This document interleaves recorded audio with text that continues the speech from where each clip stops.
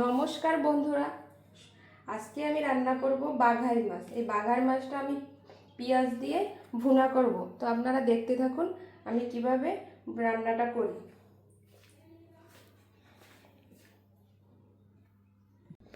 মাছটাকে আমি হলুদ ও লবণ দিয়ে মেখে নেব। প্রথমে দেব পরিমাণ মতো লবণ, এখন দেব পরিমাণ মতো হলুদের গুঁড়া। এখন আমি এটাকে মেখে নেব।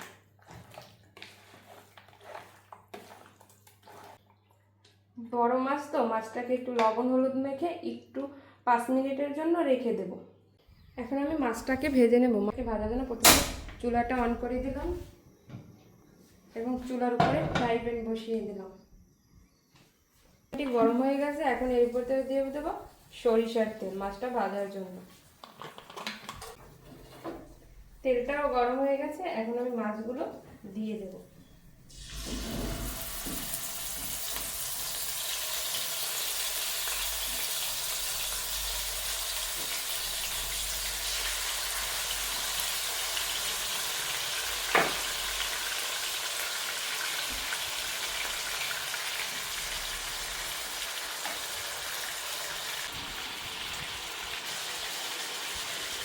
মাছটা আমার এপাশ ভাজা হয়ে গেছে। এখন ওপাশ উল্টিয়ে দেবো।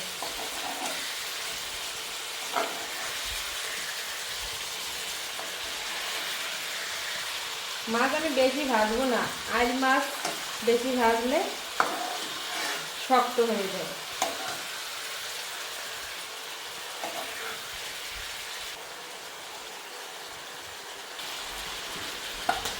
মাছগুলো আমার ভাজা হয়ে গেছে। এখন তুলে নেব।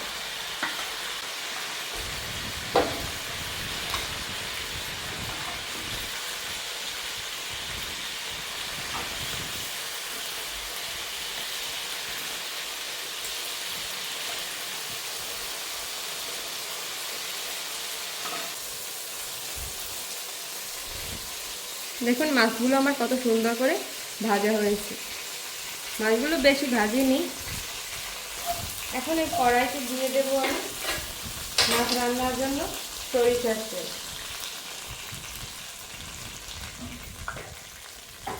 দিয়ে দেবো কুচানো পেঁয়াজ। পেঁয়াজটা আমি হালকা করে ভেজে নেব।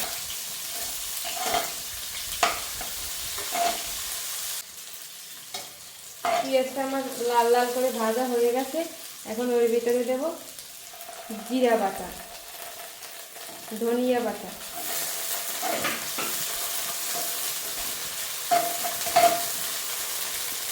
দিয়ে দেব অল্প একটু আদা।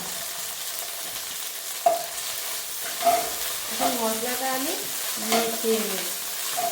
দিয়ে দেব অল্প একটু গরম জল।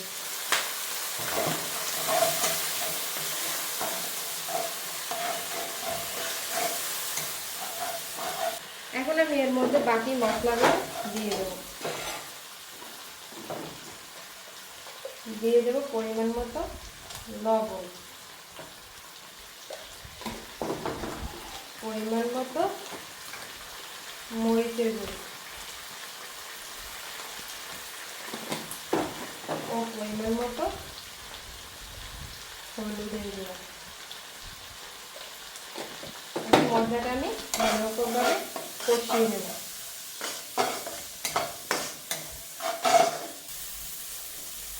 মশলাটা আমার ভালোভাবে কষানো হয়ে গেছে। এখন এর ভিতরে দিয়ে দেব গরম জল।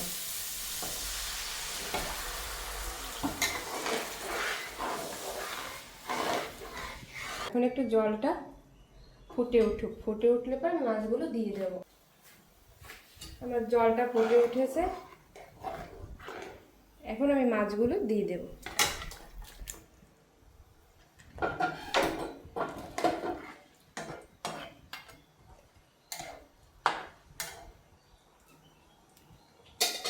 এখন আমি কিছু সময়ের জন্য মাছটা ঢেকে দেব। 5 মিনিটের জন্য মাছটা জাল হতে থাক। চুলার আঁচটা একটু কমিয়ে দেব। মাছটা 5 মিনিটের জন্য জাল হতে থাক। আবার 5 মিনিট পরে ফিরছি। 5 মিনিট পর ফিরে এলাম। দেখি আমার মাছটা কেমন হয়েছে। এই যে দেখুন আমার মাছটা।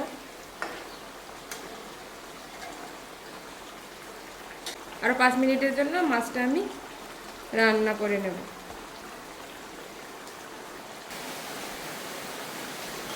দেখুন মাছটা আমার কেমন হয়েছে। মাছটা আমার রান্না হয়েছে। এখন আমি চুলাটা অফ করে নেব। আমার এই মাছ রান্নাটি যদি আপনাদের ভালো লেগে থাকে তাহলে লাইক করবেন, কমেন্ট করবেন, শেয়ার করবেন এবং সবসময় আমার পাশে থাকবেন। সবাইকে আবারও ধন্যবাদ।